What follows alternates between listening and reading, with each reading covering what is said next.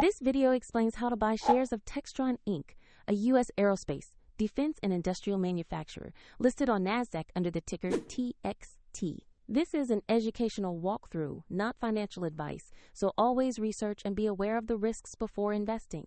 To trade stocks, you need a brokerage account, and I'll use eToro as an example to show the process.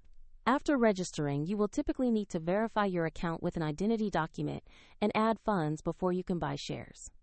Use the platform search bar and type the ticker TXT to locate Textron Inc. Make sure you select the NASDAQ listing to find the correct stock. Open the Textron Inc. asset page to review basic company information and the live price chart. Confirm the page shows the NASDAQ exchange and the TXT ticker so you have the right asset. Click Invest or Trade. Enter the amount you want to purchase, review the order details, and confirm the buy order. If the market is closed, your order may execute at the next session, and the platform will prompt you to add funds if your balance is insufficient before confirming. Once executed, your Textron position will appear in your portfolio for monitoring.